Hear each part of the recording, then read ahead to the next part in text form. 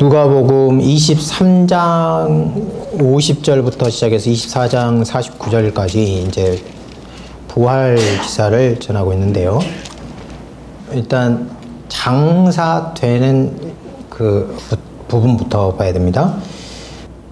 23장 50절. 부활, 이번 학기에 제가 부활 강의를 이제 하고 있는데, 하나님 나라와 그리스도의 부활 해서요. 요 1시간 동안 요 부분을 다뤘습니다.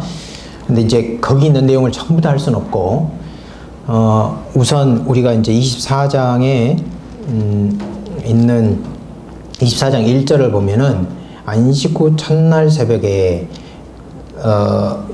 이 여자들이 그 준비한 향품을 가지고 무덤에 갔다. 이제 그 내용을 이제 그러니까 그 중에 여러 가지 면이 있는데 그 중에 하나 일단은 설명을 드릴게요. 누가는 일단 예수님의 부활을 말할 때 일단 부활 사건 24장 1절부터 12절, 그 다음에 23절부터 시작해서 35절까지는 엠마오 제자들과의 대화, 그 다음에 36절부터 시작해서 43절까지 제자들 앞에서 확증, 그 다음 마지막으로 부활에 관한 구속사적 설명, 이렇게 해서 4단계로 되어 있어요. 그런데 이 사건을 설명할 때요, 다른 복음서하고는 조금 다른 거예요. 어떤 점에서 다르냐? 거기 보세요. 54절. 그런데 제가 문자적으로 번역해 보겠어요. 그런데 이날은 예비일이다. 그리고 안식이 비추니라. 그렇게 말했습니다. 여러분 번역하고 좀 다르죠? 한국말 번역하고. 우리말은요, 이거를 어떻게 번역한 거냐면, 시간 요소를 중요하게 생각해서 거기에 맞춰서 의역을 한 겁니다. 그게 뭐냐면, 안식이 비추니라 하는 말이 사바톤 에페포스켄이에요. 에페포스켄. 이게 무슨 말이냐면, 포스코라는 말을 써요. 포스코.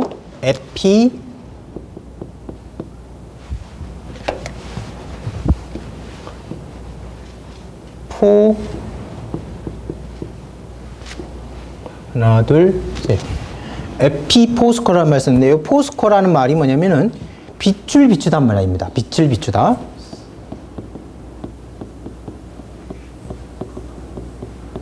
그런데 빛을 비추다는 말인데, 에피라는 말을 썼잖아요. 앞에다가 전치사를 붙여서 뭐뭐에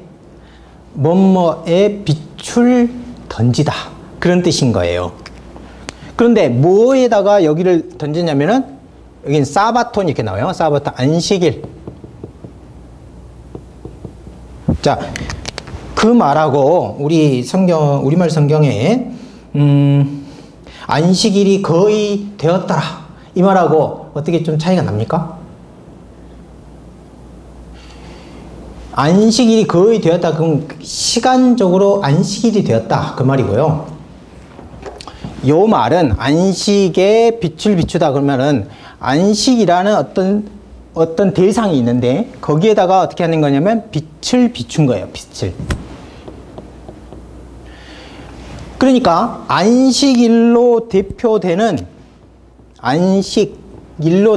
어떤 세계가 있는데, 태양이 있으면 태양을 지고 그러면은 어떤 세계가 있잖아요. 그 세계에 빛을 비추는 거잖아요. 그게 날이 된 거예요. 그런데 여기는 태양이 아니라 뭐냐면은 안식이라는 세계가 있는 거예요. 안식이라는 세계. 이 안식은 뭐냐? 거기 보니까 마태복음에 보면은 그 주의 첫날입니다. 그 주의 첫날. 그 주의 첫날에 빛을 비췄는데, 누가는 이것을요, 날로 구성되는 세계와 체계에다가 적용을 시킨 거예요. 요 안식으로 시작되는 세계가 있는데, 그 세계에다가 빛을 비춘 거다. 그런데 여기 보면은 예수님께서 제가 말씀드린 것처럼 예수님께서 자신의 출현과 사역을 어떻게 선포를 하셨냐면은 누가복음 4장 18절부터 19절에 보면 주의 성령이 내게 임하셨다. 이런 가난한 자에게 복음을 전하게 하시려고 내게 기름을 부으시고 나를 보내사 포로된 자에게 자유를 눈먼 자에게 다시 보게 함을 전파하여 눌린 자를 자유롭게 하고 해방입니다. 그 앞에 있는 포로된 자에게 자유, 여기도 해방이고요. 19절에 보니까 주의 은혜를 전파하게 하려 하심이라 그렇게 말했습니다. 이거 보면 예수님은 자신과 함께 종말론적 희년이 시작되었다고 선언하셨는데 주님은 사단에게 묶여있는 자를 해방시키고 아무것도 기대할 수 없는 자에게 기업을 약속하시는 그런 일이 있었어요. 그런데 오늘 본문은 이제 누구도 생각할 수 없었고 어떤 사람의 기대에도 넘어서는 안식이 도래했다고 그렇게 말하는 것입니다. 자, 희년이 되면요. 그 희년이라는 건 본래가 뭐냐면은 안식일, 안식년, 그리고 그 안식년의 17번 반복 후에 나타나는 해를 희년이라고 불러요. 다시 말하면 희년이 되면 3년 동안 일도 안 합니다. 안식 세계인 거예요, 그때는. 그래서요, 이 안식에 빛이 비쳤다 하는 말은 예수님께서 나사렛 회당에서 공생애를 시작하시면서 희년, 안식, 평화의 세계를 선포한 사실하고 정확하게 어떻게 하고 있습니까? 상응하고 있어요. 그러니까 누가복음은 처음에 자신의 공생애가 어떤 일이냐? 종말론적 희년의 세계가 열리는 그런 것으로 묘사를 했다면 부활이 그 안식 세계의 시작이라는 뜻을 전하고자 했던 것으로 보여요. 그래서 우리가 부활을 생각할 때요, 처음 그 말 매장이 됐어요. 그러고 난 다음에 안식 세계가 열려요. 그때 무슨 사건이 일어나냐면 예수님이 부활하는 사건이 일어나요. 그런데 부활 사건을 이제 들어가 보면 이 예수님이 어떤 분이신가를 이제 알 수 있는 여러 가지 사실을 말해줍니다. 동시에 부활 사건을 통해서 예수님이 누구신가 뿐만 아니라 인간이 그 예수님이 여신 그 생명의 세계요, 희년, 종말론적 그 희년의 지배 원리가 되어 있는 이 생명과 얼마나 멀어져 있는 존재였는지, 그 당시 예수님 부활 당시에, 그리고 지금 현재도 그런지를 일단 알려줍니다. 그래서 첫 번째 부분을 먼저 보면은요, 자, 24장에 가보면 24장에 돌이 무덤에 굴려진 것을 보고 여자들이 들어갔습니다. 그런데 주 예수의 시체가 죽은 몸이죠. 몸이 보이지 않더라. 이로 인하여 근심할 때 누가 왔습니까? 문득 화려한 옷을 입은 두 사람이 곁에 섰는지라. 두려워 얼굴을 땅에 대니 두 사람이 이르되 어찌하여 살아있는 자를 죽은 자 가운데서 찾느냐? 6절 7절은 같이 읽어보겠어요. 시작. 여기 계시지 않고 살아나셨느니라. 갈릴리에서 계실 때 너희에게 어떻게 말씀하셨는지를 기억하라. 거기 7절 같이요. 이르시기를 인자가 이 죄인의 손에 넘겨져 십자가에 못 박히고 제3일에 다시 살아나야 하리라 하셨느니라 한데, 이렇게 되어 있습니다. 자, 일단은 예수님의 말씀이 부활을 확정하고 있다 하는 것인데요, 여자들이 무덤에 들어갔을 때 두 사람이 나타납니다. 여자들이 두려워해서 얼굴을 땅에 대고 엎드리자 두 사람은 여자에게 말해요. 어찌하여 살아있는 자를 죽은 자 가운데 찾느냐? 여기 계시지 않고 살아나셨느니라. 여기까지는 마태복음과 마가복음 비교해 보면요, 같습니다. 제가 이렇게 말하면 집에 가서 확인 안 해볼 거죠. 그래서 저희 부활 강의할 때도 보면은 확인 안 해보는 것 같더라고요. 꼭 확인해 보세요. 여기 이제 표를 만들어 가지고 이런 부분은 잘 확인을 해 보시는 게 중요해요.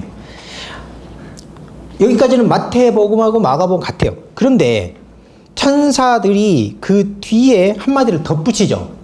덧붙인 내용이 6절 후반절부터 8절까지인데 거기 보면은 갈릴리에 계셨을 때 예수님이 하신 말씀을 기억하라 그렇게 말해요. 그것은 하신 말씀을 기억하라 그랬으니까 이거는 분명히 예수님이 과거 역사에서 했던 그 말을 기억해라 그 말인 거예요. 이르시기를 하고 나서 인용을 합니다. 인용. 인자가 죄인의 손에 넘겨져 십자가에 못 박히고 제3일에 살아나야 하리라 하셨대 한데 그들이 어떻게 했다? 예수님 말씀을 기억했다 그렇게 말해요.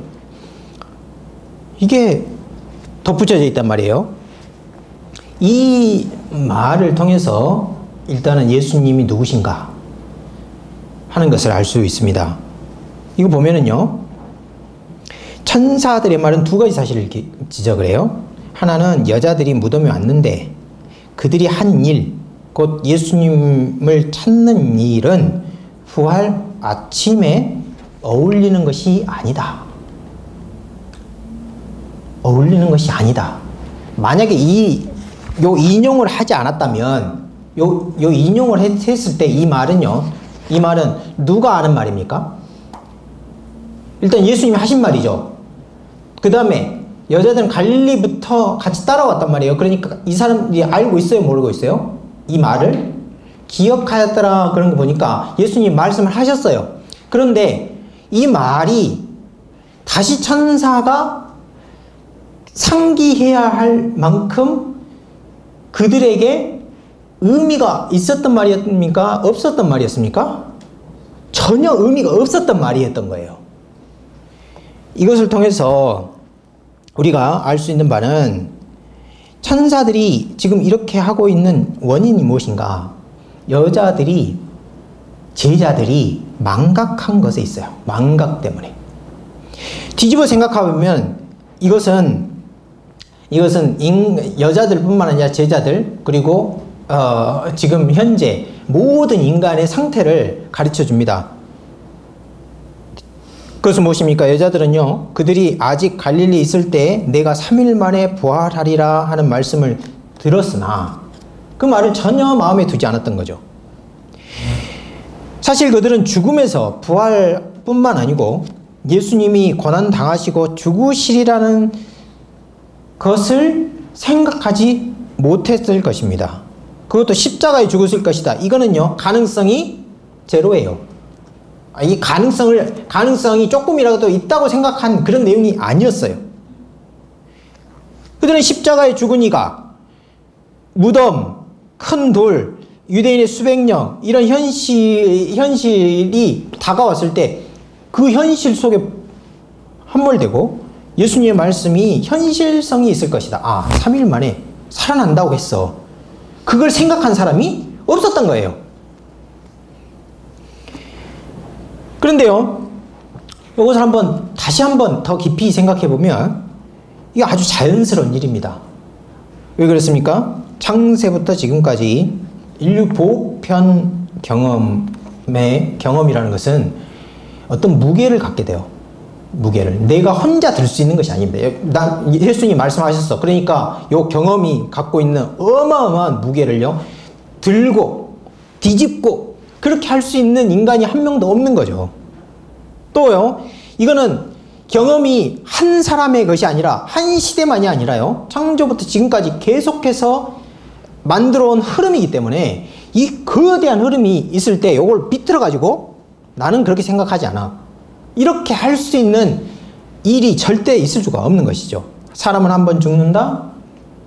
그것은 인류 보편의 경험, 무게이고 거대한 흐름이었던 거예요. 산자가 죽은 경우는 있어도 생명으로 죽은 시체가, 죽음이 살아있는 몸으로 생명으로 바뀌는 일은 없는 거예요. 이런 일은 우주 질서에도 없는 것입니다. 그래서 이론적으로는 아닐지 모르지만은 이 제자들은 실천적으로 하나님도 아마 이걸 못 하실 거야 하고 생각한 거죠. 그 현실을 지금 여기서 보여줘요. 여인들만 그랬던 것이 아닙니다. 여자 누가는요, 여인들이 이 모든 일을 어떻게 했다고 그럽니까? 9절에 보니까 그들이 예수의 말씀을 기억하고 무덤에서 돌아가 이 모든 일을 누구에게 알렸다? 11사도와 다른 모든 이들에게 알렸다 그럽니다. 다시 말하면 부활 복음은 보이지 않는 세계가 보이는 세계에 전한 메시지라는 거예요. 이게 무슨 말인가? 보십시오.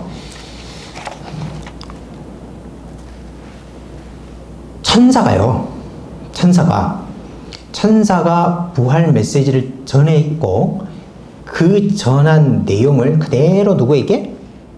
제자들에게 전했어요. 그 말은 무슨 말이냐면 천사의 메시지가 여인들을 통해서 어디에 왔냐면 제자들에게 왔어요. 천사들의 메시지가, 여기는 보이지 않는 세계예요. 보이지 않는 세계의 메시지가 여인들, 제자들, 그리고 이후 교회에 온 거예요. 이것은요, 여인들에게 기원이 있잖아요. 제자들에게 기원이 있잖아요. 그래서 여인들과 제자들이 자기 머리로 생각하고 인간 경험에서 이런 일이 있으면 당연히 결론이 이거지 하고 생각한 논리적인 결과가 아닌 거예요. 어디서요? 메시지 출발이 어디서 왔냐면 보이지 않는 세계에서 왔다는 거예요. 이 사실이 얼마나 중요합니까? 그런데 제자들은 그러니까 제자들 입장이 뭐냐면요. 스데반 7장에 보면, 사도행전 7장에 보면은 너희는 53절에 보면은 7장 53절에 보면은, 정확하게 해야지. 정확하게. 7장, 사도행전 7장. 그래요. 53장. 거기 보면 너희는 천사가 전한 율법을 받고도 지키지 않았다. 이것을요, 아까 지금 제가 말한 것의 연장에 생각할 수 있어요. 율법이라는 것은 사람이 이거는 좋은 거야. 이건 자연법에 해당이 되는 거야. 이건 누구나도 동의할 수 있는 거야. 십계명 같은 거. 그런 것은 그런 거야. 그런 게 아니라는 겁니다. 율법이라는 것은 어디서 왔냐면은 보이지 않는 세계에서 온 거예요. 천사가 사람이 수평적으로 이동하고 모아가지고 결집을 해서 그 율법을 만드는 것이 아니라 그 기원이 어디서 왔냐면 보이지 않는 세계에서 왔다는 거예요. 그런데 마치 율법을 받은 그런 위치에서 제자들이 뭘 받았냐면 부활 메시지를 받은 겁니다. 그러니까 계시를 받은 거예요. 계시를. 한마디로 말하면 계시의 처음 수혜자가 누구냐면 제자들이었던 거예요. 그런데 이 말이 10절에 보니까 뭐라고 됐습니까? 10절 여인들은 가만히 있어봐 알리니 하고 나서 11절 사도들은 그들의 말이 그 다음에요 뭐라고 했습니까? 허탄한 듯이 들렸다. 허탄한 듯이 들렸단 말은 헬라말로 레이로스인데 레이로스라는 말은 철학 용어예요. 소피스트들이 우스꽝 소리를 할 때 그 우스꽝스러운 소리를 레이로스라고 그래요. 또는 어떤 그 질병이 걸린 사람이 있는 그것도 이제 이런 현상이 어디서 자주 발생하냐면은 그 열병에 걸린 사람들 있잖아요. 그 열병에 걸린 사람들이 무의식 중에 횡설수설하는 거. 그 소리가 뭐냐면 이거예요.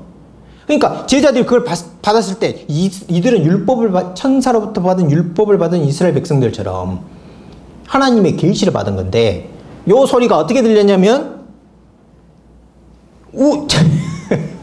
그 천하예요.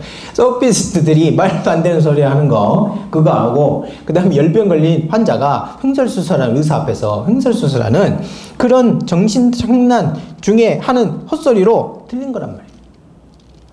그러니까 제자들은 여인들이 하는 말이 반쯤 미친 소리로 들린 겁니다. 그래서 그들은 여자들을 믿지 않았어요. 11절에 보니까 엠마오 제자들이 돌아와서 11제자 모인 무리에게 주께서 참으로 살아나시고 시몬에게 나타나셨다 그렇게 말했는데도요 믿지 않았습니다. 거기 보면 그렇게 나와 있잖아요. 믿지 않았어요. 예수님이 나타나셔가지고 보니까 무슨 유령인지가 그렇게 생각했을 했죠. 그래서 살과 뼈가 유령은 살과 뼈가 없지만 나에게는 있다. 나중에는 이제 음식까지 드시지 않습니까? 그것이 부활 기적 앞에서 나타낸 첫 번째 여인들의 반응이 그랬고, 여인들이 만일에 예수님이 3일 만에 부활하리라 하는 말을 조금이라도 심각하게 생각했다면 죽은 자들에게 하는 행동을 위해 향유를 챙겨가지고 가지 않았을 것이다.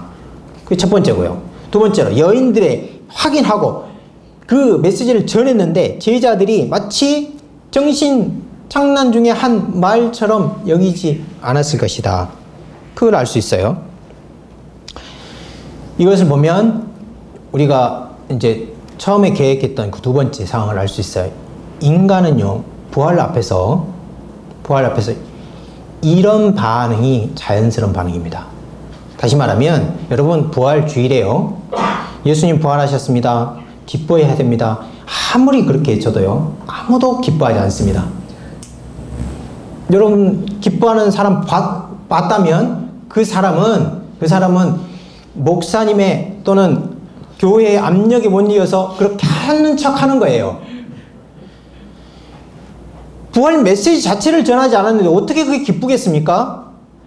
가장 자연스러운 반응은 여인들이 전혀 그 상황에 맞지 않은 행동을 하는 거, 제자들이 마치 헛소리로 들은 것과 같은 그렇게 느끼는 게 가장 정직하고 가장 자연스러운 반응인 거예요.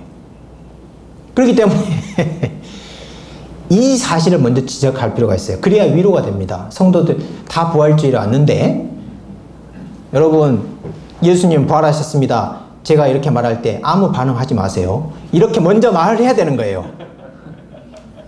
왜냐하면 이게요, 부활이라는 게 어마어마한 사실이거든요. 우리가 하나님 창조하셨습니다 이렇게 해도 아무 감이 없잖아요. 그나마 감이 있는 게 뭐냐면 보이는 세계, 이걸 보기 때문에 지리산이나 무슨 그 동해 이런 데 가면은 이게 하나님이 얼마나 크신지는 내가 잘 모르겠지만은, 이게 하나님이 창조하신 게 이렇게 광대해 버리면 아마 하나님은 위대하신 분일 거야, 이런 생각이 들어서 약간 감을 잡을 수 있는 그런 것이 있지만, 창조는 그래요. 재창조는요 아예 감을 못 잡습니다. 그런데 어떻게 기뻐할 수 있겠어요? 이게요, 첫 번째 우리가 알 수 있는 거예요. 부활 앞에서는 사람의 감각이 전혀 인식을 하지 못한다. 두 번째로 예수님은 어떤 분이신가? 이거 보면요, 예수님이 그 천사들이 한 말 속에는 예수님의 자기 증거가 있거든요. 자기 증거가 있는데 무엇입니까? 이르시기를, 그러니까 예수님이 그렇게 말했다는 거예요. 그럼 잘 살펴보십시오. 7절하고 8절에 보면은 인자가 죄인의 손에 넘겨져 십자가에 못 박히고, 이 말을 누군가가 할 수 있습니까? 할 수 없습니까? 조금만 예지 능력을 가진 선지자면 이 말을 할 수 있어요. 죽을 거야 내가. 그건 당연히 할 수 있죠. 그런데요, 그 다음 말이요, 죽고 제3일에 다시 살아나야 하리라. 여러분 이 말을 좀 이상하게 생각해야 됩니다. 이상하게 생각을 안 하니까 문제예요. 여러분 보통 사람은 자기 앞날을 말할 때요, 또는 자기가 무슨 일을 하는 거, 거치라고 그러죠. 어떤 방향으로 이제 그 앞으로 할 건지 계획을 말할 때 어디까지 말합니까? 그 최대 한계치가 어디입니까? 죽음까지죠. 죽음까지입니다. 죽은 뒤에 뭘 할 거야? 이거는요, 어떤 사람도 말하지 않는 거예요.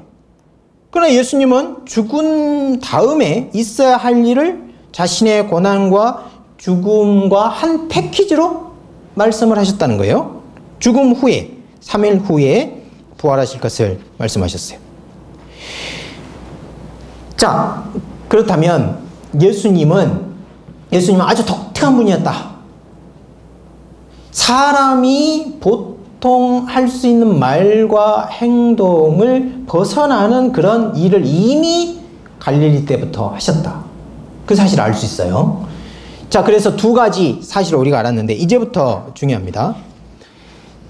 우리는 예수님이 지금 보이는 세계에 살아가지만 부활 세계를 동시에 알고 있는 분으로 나와요. 여기서 갈릴리서부터 그래요. 그런데 보이지 않는 세계의 존재들도 지금 예수님이 하고 있는 이 독특한 하나님 나라 운동에 적극적으로 참여하고 있었다. 그 사실을 지금까지 몰랐습니다.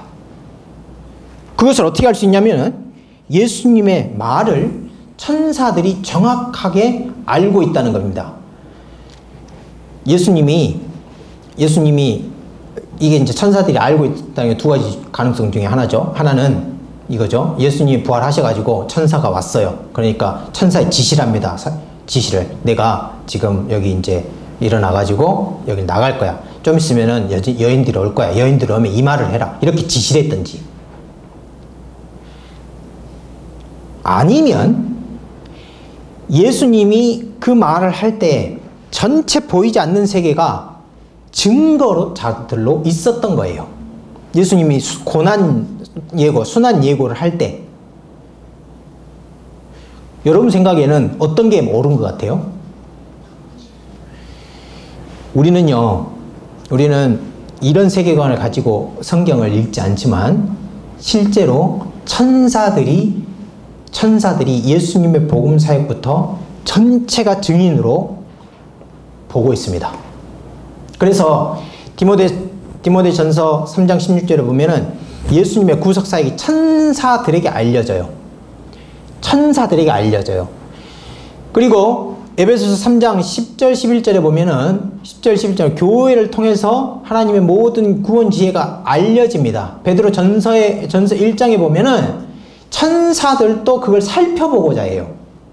다시 말하면 무슨 말이냐면 이런 구절들을 보면 예수님이 성육신하시고 잘하시고 그리고 공생애를 시작하시고 공생에서 어떤 일을 해가시고 어떤 계획을 갖고 기도를 하시고 이런 일들을 전체를 다 천사들이 증거자로 옆에 있는 거예요.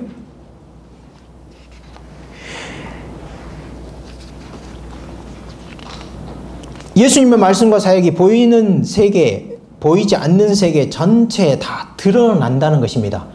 그래서 천사들의 말은 지시받은 말이기도 하지만 지시받은 말, 동시에 증거의 말이기도 한 겁니다. 예수님이 이렇게 말씀하셨죠. 인자가 죄인의 손에 넘겨지고 십자가에 못 박히며 3일 만에 부활을 하리라. 그리고 천사가요, 이걸 그대로 옮기시기를 그가 여기 계시지 않는다. 그리고 하나님을 통해서 일으킴을 받았다. 이렇게 말하는데 천사들이 역사 현장에서 일어난 부활 사건을 증거할 때 그 증거는 빈 무덤에 근거한 것이 아니고 예수님이 하셨던 그 말씀, 다시 말해 이 빈 무덤이 가능하게 했던 그 말씀의 근거를 두고 있는 것입니다. 그래서 비슬레이 머레이라는 사람이 있어요. 여기 우리 지금 부활 강의를 듣는 사람들이 이제 읽고 있는 책인데요. 여러분도 요 책을 한번 읽어보시면 좋을 거라는 생각이 들어요. 어렵지 않습니다. 어렵지 않고요. 그 전 신약에 나오는 대부분의 부활 본문을 다 이제 다뤘습니다. 그래서 그 중에 보면 이런 말이 나와요. 예수님의 말씀은 천사들의 말을 확증해 두었다. 그래서 빈 무덤은 부활의 표적이 된다. 다시 말하면 천사들이 자 여기 봐라 없다. 여기 계시지 않고 살아나셨다. 그런데 그 말은 내가 지금 이 빈 무덤 때문에 말하는 것이 아니라 이미 예수님께서 3일 만에 부활할 것이라고 말했다. 그걸 기억해라. 그 증거가 바로 이 빈 무덤이다. 이렇게 말한 것이라는 거예요. 그리고 여기서 여인들과 제자들에게 나타난 반응에 원인이 있는 것이죠. 여인들은 기억했고요. 베드로는 텅 빈 수다 같은 말을 듣고도 어떻게 했습니까? 무덤으로 달려가죠. 그러니까 이상한 일이 벌어진 거예요. 만일에 이거를 진짜로 그런 가능성이 없고 우리가 생각하는 세상에서는 일어나지 않는다 이렇게 생각했다면은 이런 반응이, 긍정적인 반응이 나타나지 않을 텐데 예수님이 말씀하시고 그게 현실성이 있다는 것이 조금이라도 인식이 되기 시작했던 증거가 여인들이 그 말을 제자들에게 전한 것이고 베드로와 그리고 요한 같은 경우는 그 텅 빈 수다, 정신찬란을 일으킨 사람이 하는 횡설수설하는 그 말을 진위를 알아보기 위해서 무덤에 간 겁니다. 예수님의 말씀이 있고 다음에 여인들의 기억과 제자들의 확인이 있었던 것이죠. 선사들의 말은 여인들과 베드로가 확인한 빈 무덤이 예수님이 부활했다는 사실, 빈 무덤은 예수님의 말씀이 성취됐다는 사실을 확증하는 것입니다. 그래서 여러분 그 부활에 관해서 비판하는 사람들, 기독교 비판하는 사람들이 빈 무덤이라는 것은 본래 예수님이 부활하셨다는 걸 증거하기, 그러니까 긍정적으로 증거하기 위해서 쓰는 신학 용어인데요.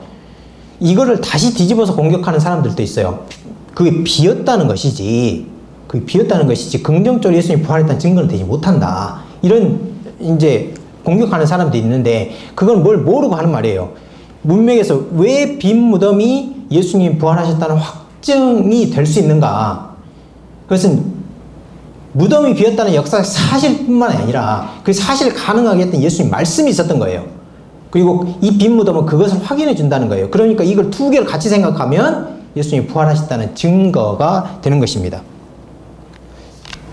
그 다음에요, 성경이 부활을 어떻게 확정하는지, 지금까지는 뭐가 됐냐면 예수님이 부활을 어떻게 미리 예고를 했고 빈 무덤이 어떻게 확증을 하는지를 보았다면, 이제는요 성경이 어떻게 확증해 주는지를 보는 거예요. 이게 이제 누가복음의 독특한 점인데요. 예수님은 13절부터 시작해가지고 35절까지 엠마오로 가는 두 제자와 합류하면서 19절에 묻습니다. 무슨 일이냐? 이렇게 물었는데 두 사람이 이야기를 하면서 가고 있었거든요. 무슨 대화를 하면서. 그 대화를 나눈 사람 중에 클레오파스라는 한 사람이 그 일을 자세하게 이야기합니다. 나사렛 예수에 관한 이야기인데, 그는 뛰어난 웅변과 탁월한 일을 하여서 우리는 이스라엘을 구속할 자로 기대했다. 하지만 우리 관원들이 저를 죽였다. 그런데 여자들이 새벽에 가보고 살아났다고 말하고 제자들도 그렇게 말한다. 그런 겁니다. 이 말을 듣던 예수님이 25절, 26절에 여러분 성경을 보시면 이렇게 됐습니다. 25절, 26절 같이 읽어볼까요? 시작. 이르시되 미련하고 선지자들의 말한 것을 마음에 더디 믿는 사람들이여, 그리스도가 이런 고난을 받고 자기 영광에 들어가야 될 것이 아니냐 하시고, 이렇게 됐습니다. 이거 이제 그 원어로 읽으면 굉장히 재미있는 웃음이 확 터지는데요. 오, 이런 말이 들어있어요. 그러니까 예수님 그걸 듣다가, 그러니까 오 이게 아니고요. 이렇게 너무나 얼척이 없어가지고 그 말을, 여러분 잘 보세요. 부활하신 주님 앞에서 예루살렘에서 일어난 일을 지금 강의하고 있잖아요. 그런데 그 내용은 전부 다 부정적인 거예요, 이 사람들은. 그러니까 이게 이런 것인지 어쩐지 알고 싶은데 뭐 이렇게 잘 모르겠다. 그런 어떤 긍정적으로 나가는 방향이 있는 것이 아니고 전부 다 부정적인 겁니다. 그러니까 예수님께서 이러면서 어리석은 자들이여, 선지자들이 말한 모든 것을 믿는데 느릿느릿하다 너희가. 느릿느릿.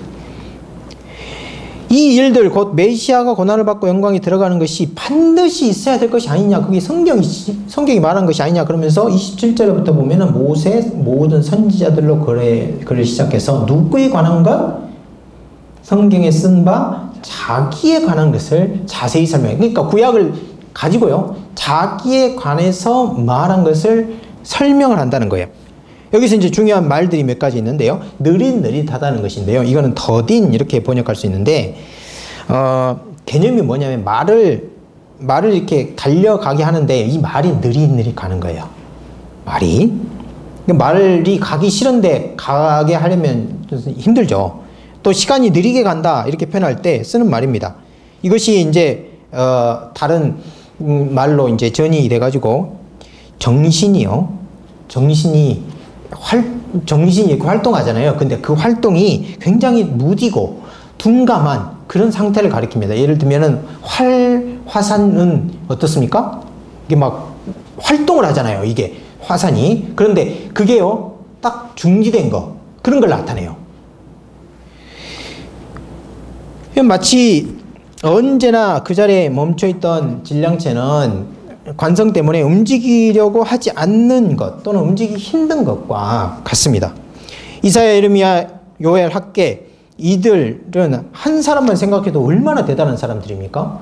그런데 예수님은 이들이 다 예수님의 부활에 대해서 말했어요. 그런데 예수님은 이들 모두 선지자들 모두가 그리스도의 고난과 부활을 증거한다고 말합니다. 그뿐만 아니죠.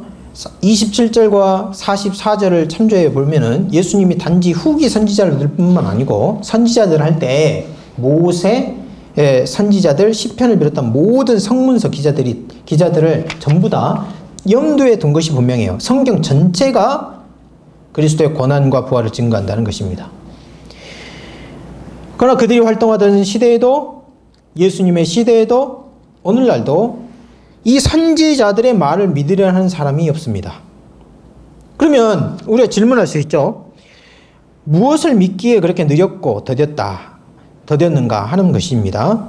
이것은 메시아가 고난을 받고 영광에 들어가는 것입니다. 거기 이제 내용이 그렇죠. 이때 고난을 영광으로 가기 위한 어떤 과정으로 봐서는 안 됩니다. 그런 개념이라면 유대인들도 다 가지고 있었어요. 예수님이 말하고자 하는 것은 그것이 아닌 거예요. 지금 왜 그러냐면 예수님은 부활한 상태에서 이 말을 하기 때문에 그래요. 부활한 상태에서 이 말을 하기 때문에. 강조점은 어디냐? 영광만큼이나 고난이 메시아 사역의 중심에 있고, 여기 이제 누가복음의 그 언어를 이제 인용을 하면 누가복음에서는요, 이 말을 신적 필연성을 나타내는 뭔 말 필요가 있다. 그 말을 이렇게 표현하거든요.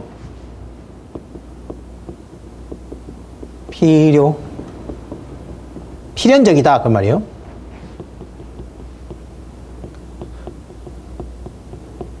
요걸 이제 헬라어는 데이 이렇게 써요. 그 다음에 여기다 이제 부정사.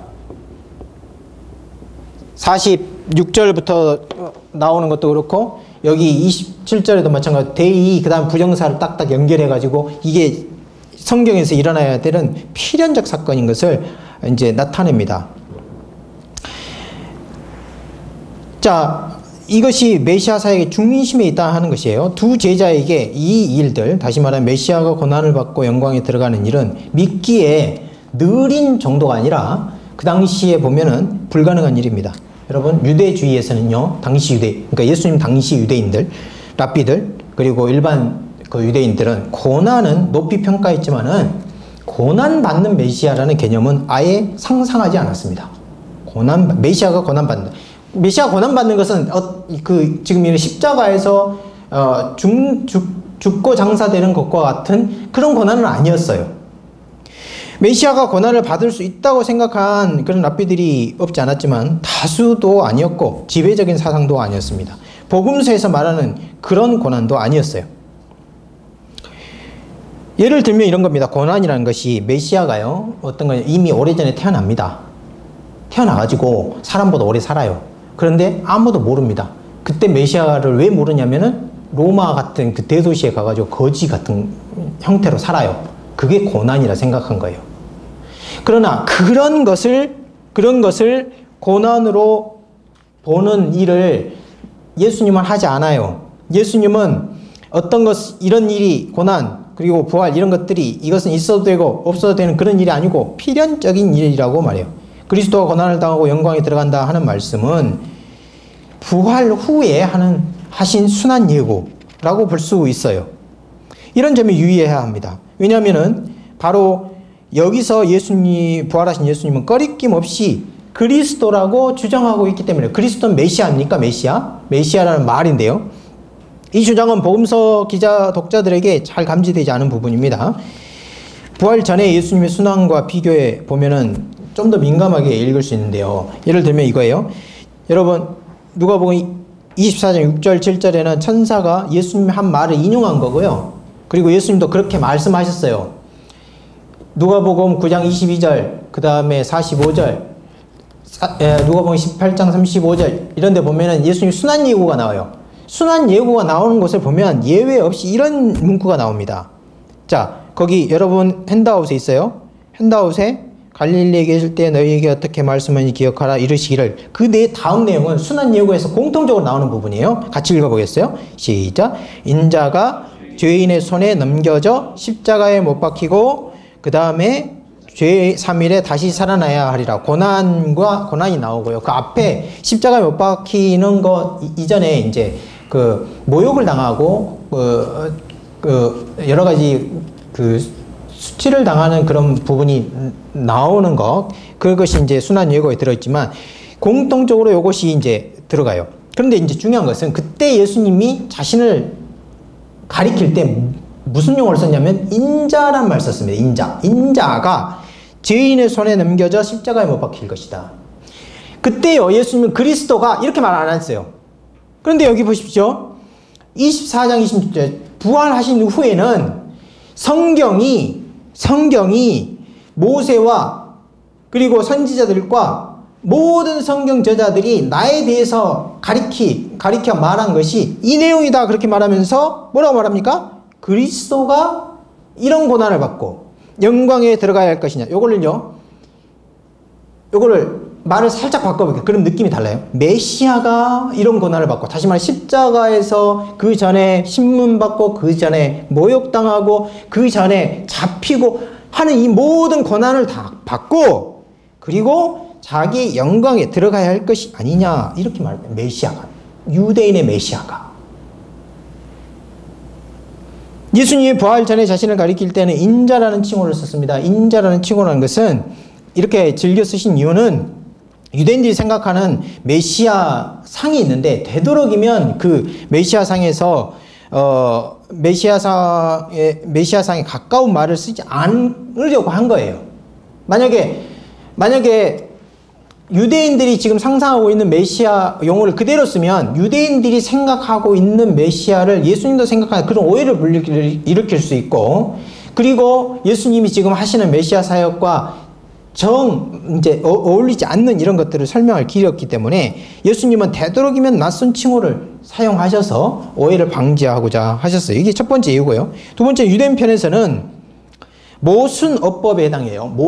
모순어법에 해당되는 고난받는 메시아라는 개념을 청중들이 처음부터 귀를 닫고 듣지 않는 일이 없도록, 만약에 예수님이 메시아란 말을 그때 썼으면요, 청중들은 아예 귀를 닫고 예수님의 메시지를 듣지 않았을 거예요. 왜냐하면 그들에게는 고난받는 메시아라는 것은, 그것도 죄인들, 이방인들의 손에 넘겨지고 이렇게 했으면 그런 메시아를 누가 따르겠어요? 아무도 따르지 않을 것이고, 그렇기 때문에 처음부터 귀를 닫아버릴 거예요. 그런 일을 방지하기 위해서였어요. 그러나요, 이제 고난을 받고 부활하신 후에 예수님은 메시아라는 칭호를 사용한 거예요. 지금 26절에 보니까.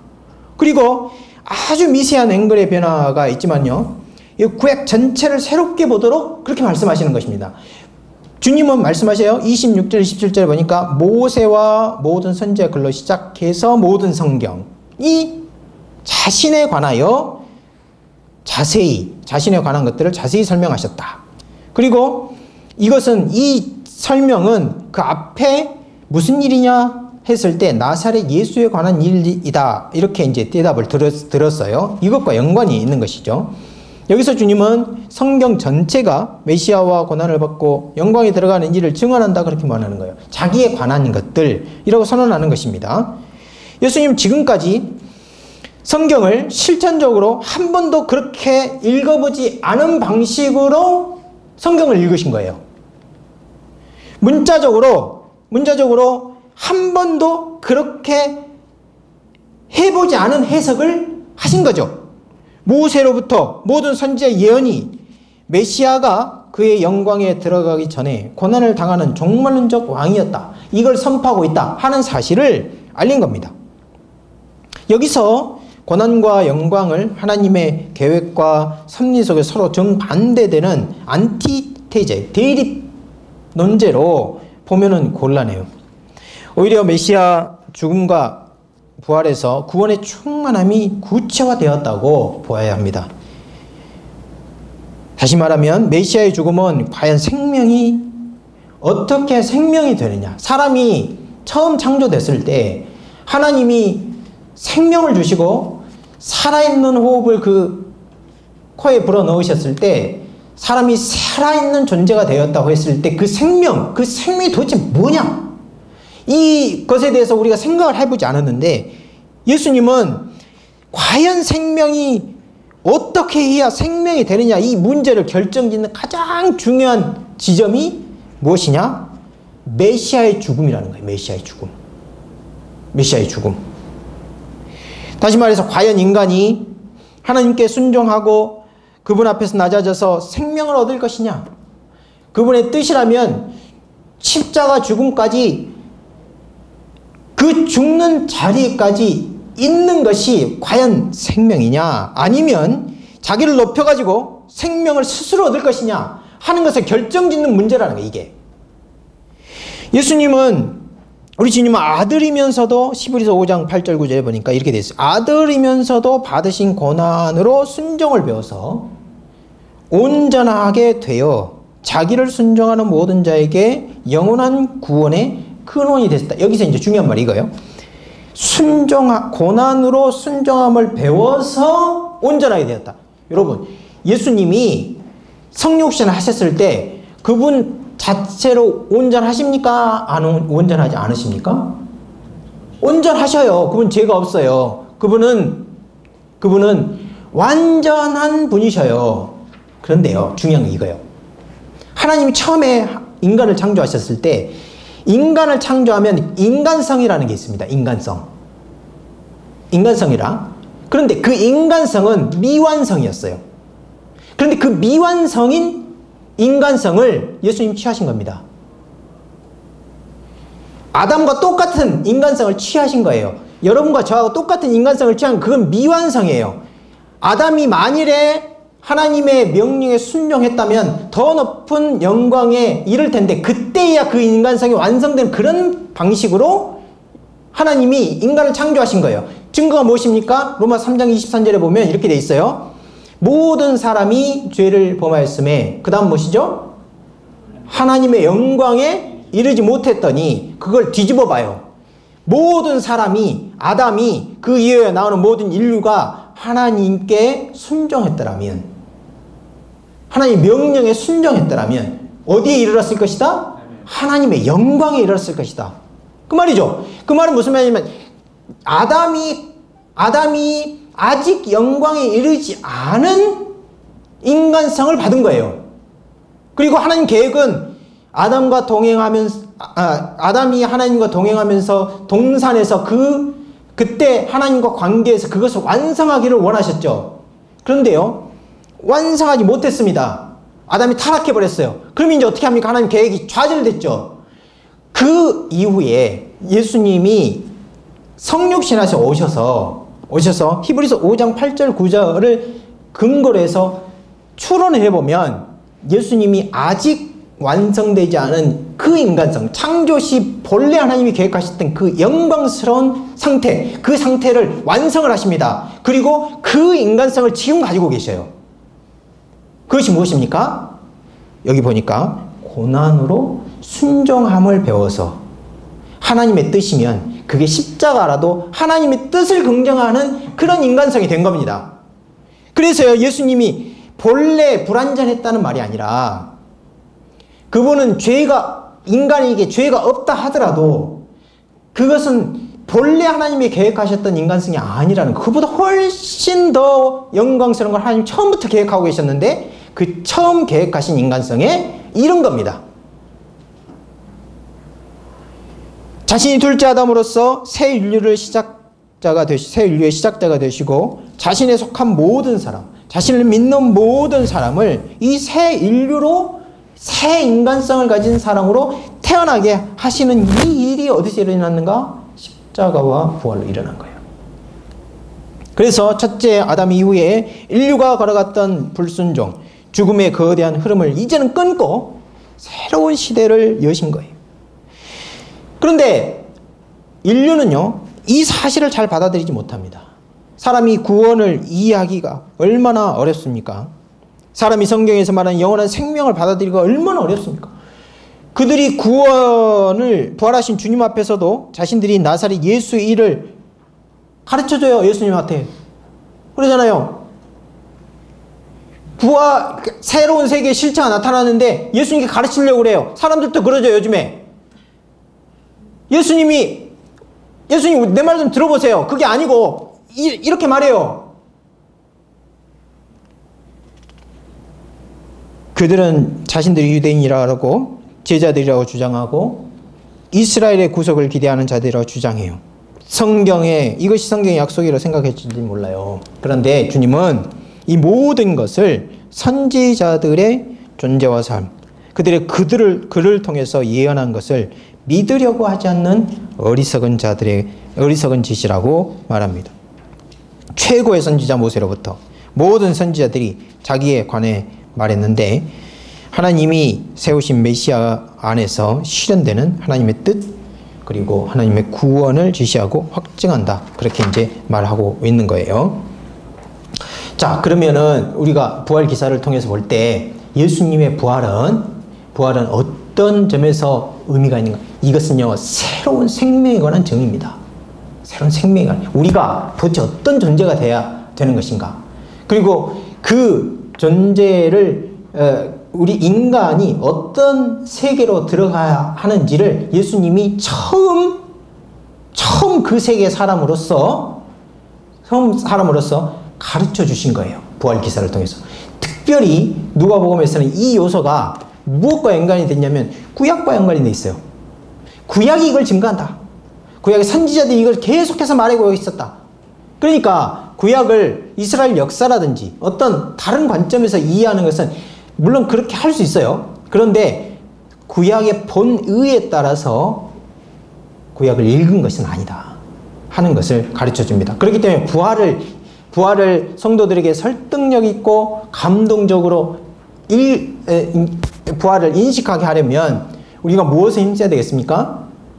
구약의 선지자들이 모세가 다윗이 예수님의 부활에 대해서 뭐라고 말했는가? 그것을 설명해 주는 거예요. 예수님처럼. 그러면 어떻게 됩니까? 오늘 본문처럼 되는 거예요. 오늘 본문처럼 예수님께서 그렇게 설명을 해 주셨을 때 32절 뭐라고 말합니까? 그들이 눈이 밝아져 그인 줄 알아보더니 예수는 그들에게 보이지 아니하니라. 32절 같이 읽어요. 시작. 그들이 서로 말하되 길에서 우리에게 말씀하시고 우리에게 성경을 풀어주실 때 우리 속에서 마음이 뜨겁지 아니하더냐. 부활절에요.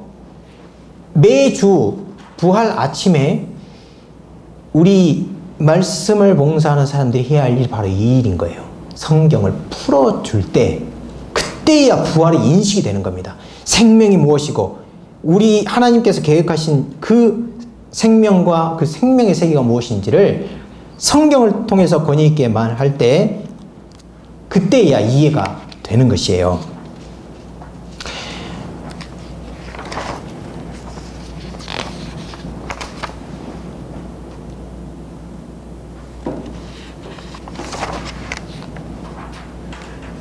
자, 마지막으로 하나님 나라의 영광에서 3부분만 하겠습니다. 누가는요, 예수님이 이제 엠마오 제자들과 함께 이렇게 가시면서 예수님이 육체적으로 부활하셨다 하는 사실을 증명하는데 심혈을 기울여요.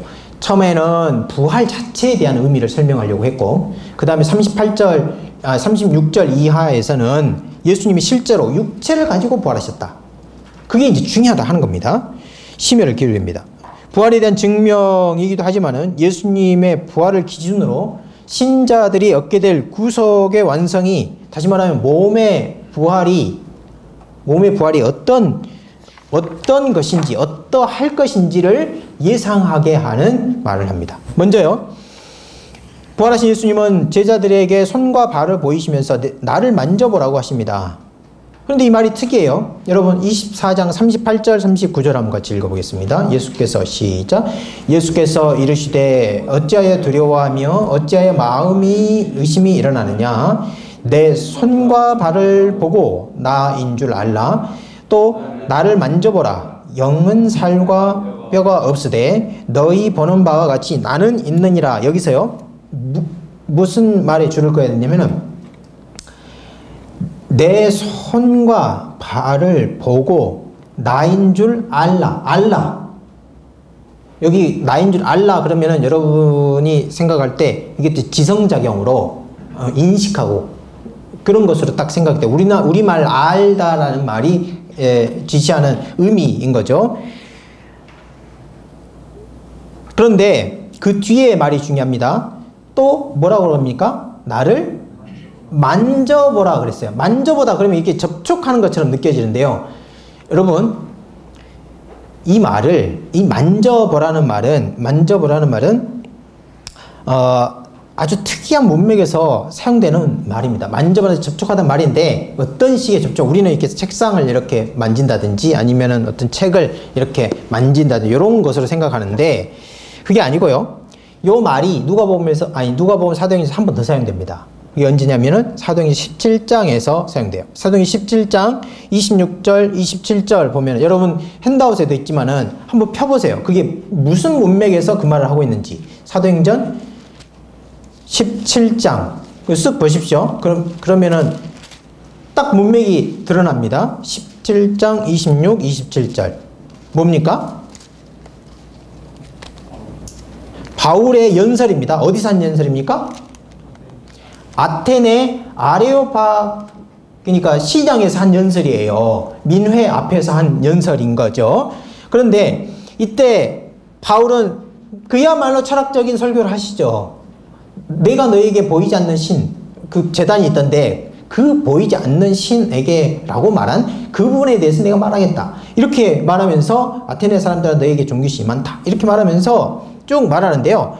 24절은 천지의 주제이신 우주와 그 가운데 만물을 지으신 신은 천지의 주제이시니 손으로 지은 전에 계시지 않는다. 또 무엇이든지 무엇이 부족한 것처럼 사람의 손으로 섬김을 받는 것이 아니다. 오히려 그 신은 만민에게 생명과 호흡과 그리고 만물을 후히 주시는 분이시다. 인류를 모든 족속을 한 혈통으로 만드시고 온 땅에 살게 하시고 그들의 연대를 정하시고 그리고 거주의 경계를 정하셨으니 이는 그 다음부터 같이 읽어보세요. 시작. 이는 사람으로 혹 하나님을 더듬어 찾아 발견하게 하려 함이로되 여기서요 더듬어라는 말이 있어요. 더듬어. 그러죠? 더듬다 그 말도요 만지는 거죠. 이렇게 더듬다 하는 게 원래는 만지는 겁니다. 접촉하는 거죠. 그 말이 똑같은 말입니다. 아까 만져보라 하는 말하고 그 다음에 사도행전 17장 27절에 있는 더듬어라는 말이 같은 말이에요. 그 말이 어떤 말이냐면은 셀라파오예요. 셀라파오라는 말은 만져보다 또는 이 말을 조금 더 문자적으로 번역하면 감지해보다 하는 거예요. 감지해보다. 여러분 하나님을요 보이지 않는 하나님을 어떻게 더듬습니까? 보이지 않는 하나님을 어떻게 만져요? 우리가 만진다 그랬을 때 그때 바로 이게 감이 오죠. 어떤 것인지. 사도행전 17장 27절 보이지 않는 하나님을 사람이 자신의 지각, 감각, 이성을 통해서 더듬어 찾는다. 이렇게 말할 때 그때 쓰는 말이에요, 이게. 그런데 이 말을 예수님의 부활체에 적용을 한 거죠, 예수님이 내 몸을 만져보라. 볼 수 있어요.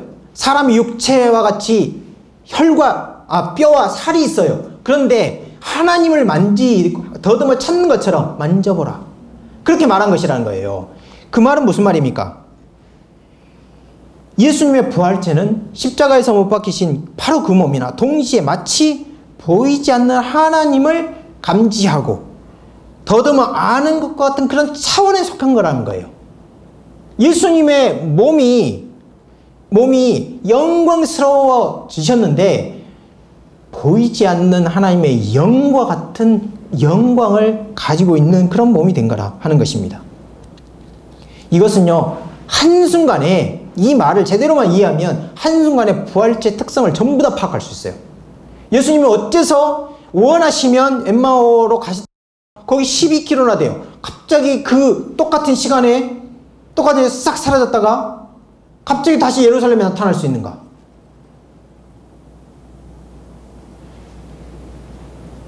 예수님은 원하면 나타날 수도 있고 원하면 다시 사라질 수도 있고 그럴 수 있는 거예요. 어떤 사람이 볼 때 마가복음에 보면은 다른 모습으로 보이기도 해요. 다른 모습. 그게 예수님이 똑같이 부활하셨어도 아마 분명히 그 십자가에 죽으셨을 당시 이 얼굴 형태를 가지고 있었을 겁니다.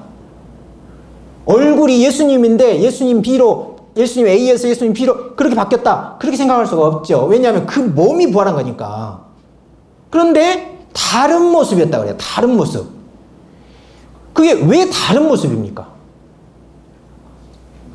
그것은 똑같은 사람을 봐도 전혀 다른 사람으로 보일 만큼 영광스러워지신 거예요.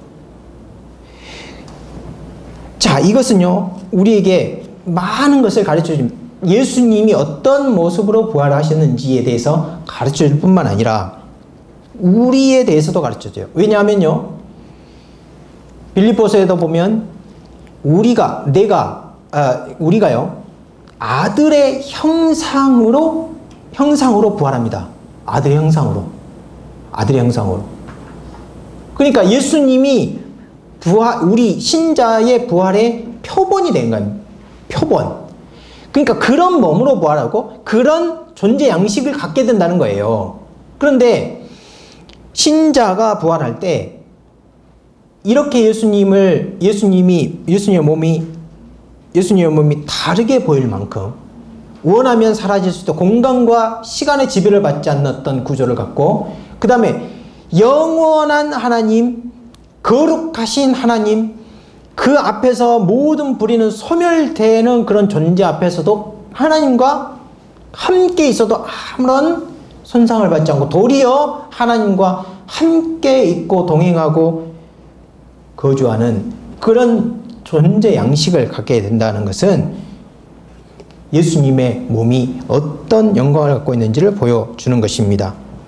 그래서요, 우리가 그 예수님의 몸을 이렇게 만져보라 이렇게 말했을 때 이것을 하나님을 사람이 이렇게 더듬어 찾을 때 것과 감지하고 더듬어 아는 것과 같은 차원이라는 것을 알 때 여러 가지 우리가 어떤 상태로 우리 목표가, 몸의 구속이 어떤 목표를 가지고 있는가를 이해할 수 있어요. 부활절 새벽부터 저녁까지 부활하신 예수님의 행동을 이해하는 이제 열쇠가 되는 것이죠. 예수님은 아까 말한 것처럼 가장 이제 영광스러운 것은 죄와 그리고 지금 현재 옛 질서죠. 시간 공간의 가장 기본적인 구조인데요. 질서이고 지금 옛 세계, 지금 우리가 살아가고 있는 현재 세계의 가장 기본적인 거예요. 이것이 만약에 바뀌면 전체 우주가 다른 질서를 갖게 돼요. 그런데 요것의 지배를 벗어나 있어요. 예수님이. 그러니까 다른 질서를 가지고 있는 거예요. 다른 질서를. 더 이상 이제는 시간 공간에 매이지 않는 그런 분이 되셨죠. 성경은 이것을 그리스도의 영광스러운 몸이라 그렇게 말하고요. 신자의 낮은 몸도 이 예수님의 영광스러운 몸으로 변하게 될 것이다. 그렇게 말합니다. 빌립보서 3장 20절 21절 한번 같이 읽어보겠어요. 시작. 우리의 시민권은 하늘에 있는지라 그러므로 거기로부터 구원하는 자 곧 예수 그리스도를 기다리노니 그는 만물을 자기에게 복종하게 하실 수 있는 자의 역사로 하나님이죠. 우리의 낮은 몸을 자기의 영광의 몸의 형체와 같이 변하게 하시리라. 그렇게 말했습니다. 이제 누가복음에서 한 내용을 잠깐 요약하고 강의를 마치겠습니다. 이제 누가복음에서 이제 우리가 누가복음 24장에서 알 수 있는 것은 세 가지 메시지라고 볼 수 있는데요. 첫 번째, 예수님의 부활은 안식 세계를 출범시킨다는 점이에요. 옛 시대의 안식은 안식일, 안식년, 희년 등이 예표한 것입니다. 이것은 인간의 노동과 쉼, 활동과 누림의 주기가 주기를 주던 것이었습니다. 하지만 여기서 그치지 않고 하나님이 창조를 완성하신 후에 거룩하게 하고 복을 주시며 그분의 사역의 완성을 보여주던 표이기도 합니다. 안식일이라는 것이요. 안식년과 희년이라는 것이 안식 세계를 완성할 것이라는 표이기도 했어요. 인간이 범죄함으로 모든 피조물은 사망과 어두움, 허무와 썩음의 지배 아래 들어갔고 그때부터 인간과 우주 모두 하나님의 안식에 참여하기를 기다리고 있습니다. 누가는 이 안식의 빛을 비추기 시작했다 이렇게 말함으로써 예수님의 부활이 이 새 시대의 안식을 여는 시작이라고 본 거예요. 그러니까 예수님께 속한 사람들이 이 땅 이제 예수 질서에 속해 있으면서 새 시대에 지금 참여해서 살아가고 있는 것입니다. 두 번째는 예수님의 부활은 예수님의 말씀과 성경이 확정합니다. 두 가지가 중요해요. 예수님의 말씀과 자신의 말씀 그리고 자신을 증거했던 성경이 증거하는 거예요. 예수님이 부활하시고 무덤이 비었을 때 빈 무덤 자체는 해석적인 힘을 갖지 않습니다. 하지만 인자가 이 죄인들의 손에 넘겨져서 십자가에 못 박히고 3일 만에 부활이라 하는 것을 인자 자신이 미리 말씀하셨다면 여기에 계시지 않고 살아나셨느니라 하는 천사의 증언은 부활 사건에 대한 해석이 되는 거예요. 나아가서 이 해석에 생명력을 부여하는 것입니다. 여자들은 천사들의 증언에서 예수님의 예언이 재준술되었다는 것을 인식하기 때문입니다. 나아가서 성경이 예수님의 부활을 확정합니다. 모세와 선지자들이 예수 그리스도에 관한 일, 곧 3일 전에 있었던 메시아의 고난과 부활을 증언한다 하는 거예요. 인간의 생각과 유대인의 전통이 일제히 일어나서 고난받는 메시아는 말은 되나 의미는 없다고 주장하지만 메시아는 이 거대한 거센 흐름을 끊고 자신을 하나님 앞에서 높이는 것이 아닌 순종과 낮아짐, 고난으로 구원과 새 시대의 생명의 첫 번째 시작자가 되고 새 인류가 이 생명에 들어가도록 한 이였다는 것을 주장합니다. 세 번째로 그리스도의 부활은 하나님 나라의 소망과 영광스러운 삶을 보여줍니다. 옛 이스라엘 백성에게 예수님의 십자가 죽음이 좌절과 절망의 근거였다면 하나님 백성에게 그리스도의 부활은 완성될 종말론적 하나님 나라의 소망이 되살아나는 사건이 돼요. 여기서 하나님의 백성은 더는 약한 것으로 심고 강한 것으로 거두며 썩을 것으로 심고 썩지 않을 것으로 거두며 더 이상 무능력과 부패, 시공의 제한 등에 갇히지 않고 하나님을 섬기는 영광스러운 몸을 받게 될 겁니다. 그래서 오늘 실천적으로 이런 사실들은 너무나 낯선 사실들이기 때문에 부활을 생물학적인 죽음의 반대로서의 소망만을 말하려고 계속 고집을 하면 요건 너무나 큰 메시지를 작은 틀에 계속해서 어거지로 밀어넣는 그런 격이 돼요. 부활 메시지가 어떻게 되냐면은 그 틀에 따라서 다 잘려나가게 되기 때문에 그 자체로 생명력이 드러나지 않는 겁니다. 그래서 부활 메시지는 여러 차원에서 지금 제가 말씀한 몇 가지만 말씀드릴 수밖에 없었는데 전체를 다 아까 말한 세 가지 요점에서 전체를 다 밝혀내야 하는 겁니다. 지금 한국교회에 가장 시급하게 이제 회복돼야 될 메시지 중에 하나가 부활 메시지예요. 부활 메시지는 거의 이제 한 가지 관점 외에는 전체가 다 이제 전해지지 않기 때문에 이 부분을 잘 밝혀내야 합니다. 여러분 모두 이 일에 참여하셔서 복음이 더 풍성하게 이제 전해지는 일에 이제 함께 하면 좋겠다 하는 생각이 듭니다.